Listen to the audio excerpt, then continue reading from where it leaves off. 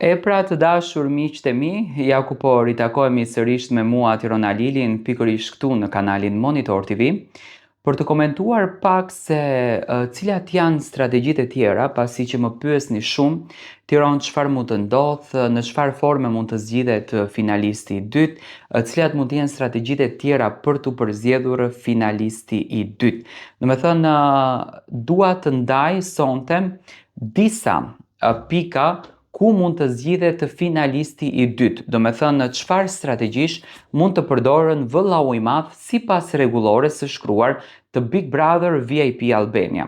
Tani, sipas rregullave tipike të formatit Big Brother, që mund të ndryshojnë pak nga edicioni në edicion, zgjedhja e finalistit të dytë zakonisht bëhet në disa mënyra kryesore. E para, votimi i publikut, do me thënë banorët vendosen në nominim, që realisht unë bë me Selin dhe me Brikenën, publiku voton për të shpëtuar ose për të përzgjedhur të preferuarin, dhe kjo është një strategji tjetër, por të preferuar më këtu nuk ka në këtë lojë. Personi me më shumë vota, ose që shpëton nga eliminimi, bëhet finalisti i radhës, do me thënë që mund të përdoret një strategji që realisht kjo strategji nuk është përdorur, që nënkupton nga kjo treshe që tashmë janë në televotim, njëri nga këto të tre edhe mund të shkon automatikisht në finale, por duke ditur që është Juela, Shëndriti dhe Edisa, do të thënë tre banorë të cilët nuk janë pjesë e finale, sepse finalja ka vetëm 4 vende, nënkupton që në këtë televotim nuk do të kemi një finalist. Tani, e dyta është sfida ose prova speciale. Organizohen lojra apo sfida mes banorëve,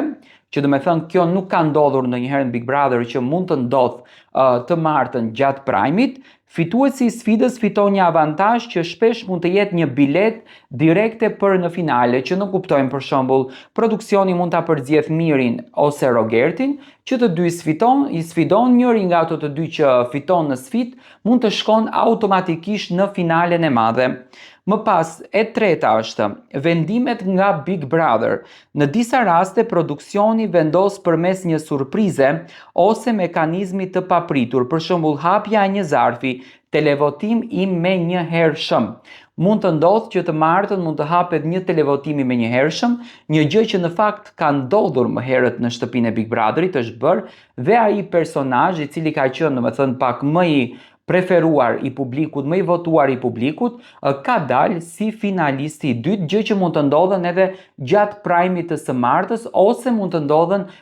deri të shtunën me një televotim të hapet kokë më kokë, do me thënë. Dhe më pas është kombinimi i faktorëve, ndonjëherë përdoret kombinimi i votimit plus publikut dhe performanca në lojra. Do me thënë, ka shumë të bëjë, ndoshta këtë vit do të kemi një mekanizëm krejtësisht të ri, që njëri nga Rogerti ose Miri, nëse produksioni do në vërtet t'i dërgon në finale, të shpallen nëpërmjet këtyre